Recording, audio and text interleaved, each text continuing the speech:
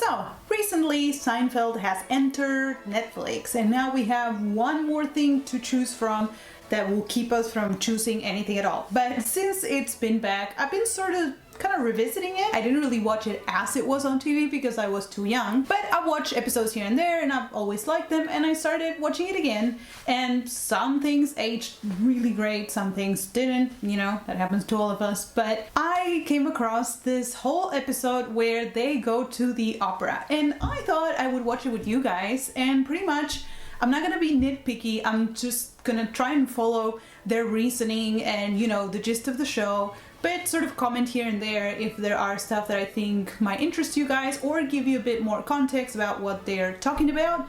So having said all of that, if you're new here, my name is Anna. This content is actually quite different to what I used to do, but I thought it would be fun to switch it up, so here it goes. I'm gonna watch Seinfeld season 4 episode 8 called The Opera, apparently. So, what do you think? About what? About the opera? Nah, I don't want to go. What are they singing for? Who sings? Jerry, you don't understand. That's the way they talk in Italy. They sing to one another. I mean, you listen to the language, it's got that sing-songy quality to it. It's the language, Jerry. The language. Look, it is kind of true. I will say this. Italian is the most popular language of opera, or opera was mostly born in Italy and, you know, flourished in Italy in a way, because the Italian as a language really is very singable. It doesn't have that many consonants like German, and it does have a little bit of a melody when you speak it. And if there's any Italian watching this, then I am not telling you anything new. Oh, come on, Jerry. It's opening night. Black tie, Pagliacci, the great clown, the great, sad, tragic clown like you. Pagliacci. So Pagliacci is going to be the opera that they go see, and it is really a sad clown. It revolves around Pagliacci being literally a clown who performs, but he's having some troubles with his love life, and also he's not like the best person. But the whole gist is that he has to perform for the audience. He has to be cheerful and entertain them while he internally is struggling. And I don't know if that will come later, so I'll leave it at that and we'll keep going.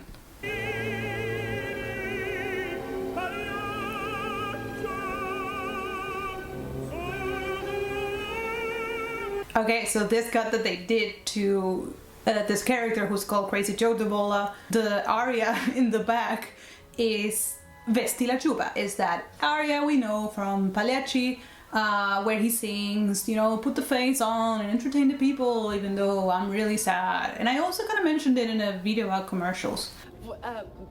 What is all this? Do you like it? My home is a shrine to you. You know the story of Pagliacci, Nedda? I'm Elaine. He keeps calling her Nedda because Nedda is the wife of Pagliacci. Pagliaccio. He's a clown whose wife is unfaithful to him. You've betrayed me with another, haven't you, Nedda? Who is he? I want you to tell me who he is. I want his name. Tell me his name. Okay, I gasped because pretty much they're recreating the plot of Pagliacci, which is Pagliaccio, the clown, thinks that Nedda, his wife, has been unfaithful with someone else, which she kind of has more in feeling. She wants to run off with someone else. She loves someone else. And actually in the opera, I think Pagliaccio catches both of them saying that they love each other or something like that, and he quickly escapes, and he doesn't get to see who the lover is, and so he really threatens her and tells her, I want his name. I want the name of the person.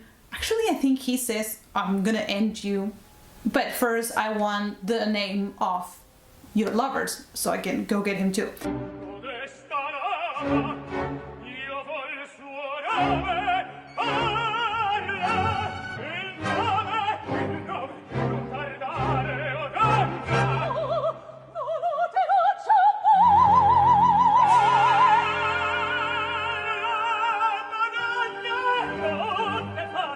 And I'm gonna stop here because I don't know if the rest of the episode is gonna keep doing a parallel to Pagliacci or not. I don't know how this Pagliacci thing actually turns out, but I mean, I would assume that there was big trouble for that clown. You're not leaving. Yes, get out of there. I would do the same. Get out of there. Someone starts talking to you about the plot of Pagliacci, like a real life thing, get out of there. Me, not going? Why not? I don't know. She said she had to pick up a friend of hers at the airport. It cost me $100, this ticket.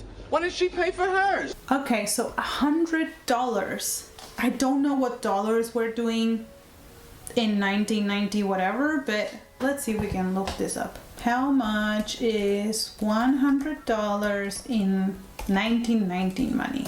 Okay, so that means that $100 in the 1990s was about $200 today. So he's saying this ticket was expensive, it cost me $200. Yeah, okay, I would deem that expensive. I mean, again, I don't know how much a ticket is. Like, let's go to the Met, just because this is in the United States, and let's see what happens if we want to buy a ticket on a non-opening night. $270. $270 on a non-opening night. I think George got a good deal, I would say. Okay, and again, on that topic, you do not have to pay $270. I mean, can you pay $270 to go see Hamilton? Absolutely you can. Can you also probably pay $20 and be a bit further, way further? You also can. I mean, I think opera, depending where, but the cheapest thing, I've paid $10 to go to the opera and sit very high up. Or I've paid $30 to sit comfortably but a little bit to the side. You know, you have to make some concessions, but definitely you do not need to be handing out $270. But if you can and you have the money, you know, hey, contribute to the arts, why not? How come you're not dressed? I am dressed. You going like this? Yeah. Hey, I want you to hear something. I thought you said people dress up when they go to the opera. Well, people do. I don't. I like it. I stand that. Hey, Kramer, you go however you want to go to the opera. That's what I want for us. To be able to go however we want to go, as long as you're not bothering anyone else, you dress however you want to dress. But what about me? If you're going like that, I'm not going like this. Wait a minute. You think I'm comfortable here? Okay, a minute about their attire. You do not need to wear a tux to go to the opera. I don't want to talk about everywhere because I've only been where I've been, but you do not need to dress this fancy. I mean, if it's opening night, if someone gives you tickets for opening night Hamilton, first time ever, well, you're not gonna go dressed like whatever. You know, you wear whatever you think it's nice and, you know, you clean yourself up. But let's say, I have seen people look this fancy, but it's usually just like the first 4 or 5 rows of opera, and we all know those rows are a little bit for show anyways, so you don't need to dress this fancy. Just wear whatever you think is you cleaning up. And honestly, when I was like still in school and as a student, and I would go to the opera a lot, and because I just wanted to see a lot of stuff and learn a lot of stuff, I would go straight from uni and I'd be wearing this. Obviously, I wasn't sitting at the first 5 rows. Sometimes I wasn't sitting at all, but it was fine. Listen, we got a little problem here. We got 2 extra tickets. Why, what happened? Well, Susan isn't going, and Elaine just left me a message. Her friend isn't going either. That's fantastic. We'll scalp the tickets. We could make maybe $500 a ticket.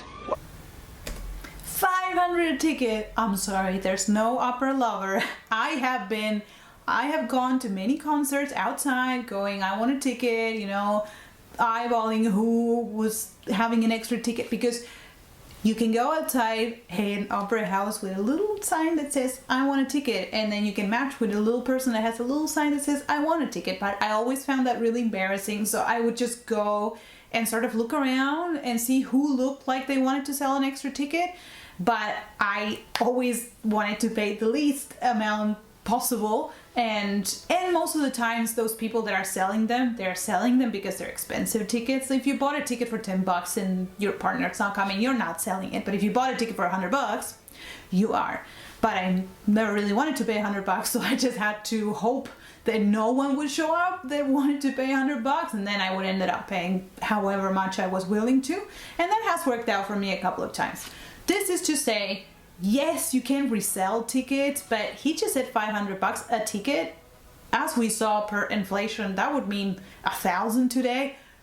No opera fan, there's not enough. I mean, you would have to revive Maria Callas for someone to pay that much for a ticket. What, are you kidding? Opening night, Pavarotti and Pagliacci? How are we gonna clean up? Ooh, okay, I stopped too early. It's Pavarotti. Would people have paid that much to see Pavarotti and Pagliacci? Oh, maybe they would have. Because it's kind of what I was saying about Maria Callas. You know, it has to be that much of a star power. So maybe you could have made $500 a ticket. 1,000 today. When I say 1,000 today, let's roll with it. Where's George and Kramer? I don't like standing out here. I want to get inside already. I feel very vulnerable. We're gonna miss the overture. Okay, so Elaine just said we're gonna miss the overture. I don't think they would let you in, especially if you have that great tickets. I think before they said they were like row G, you know, in the orchestra, like the stalls. I don't think that they would let you in. And I would say they would only let you in at intermission, but there is no intermission because Pagliacci only lasts 1 hour. Watch my videos about short operas to get inspired. Okay, so what have we learned? We learned how much $1 in 1990 is worth today. We learned that those were really expensive tickets. You do not need to pay that much money to go to the opera. We learned that tuxedos are uncomfortable, which is something that I think we all know or assume. I personally have not worn a tuxedo, but I cannot imagine that would be comfortable or fresh. And we've learned the plot of Pagliacci, sort of. So that's it for me watching this episode. Let me know what you felt about this different type of video, and I will see you next time.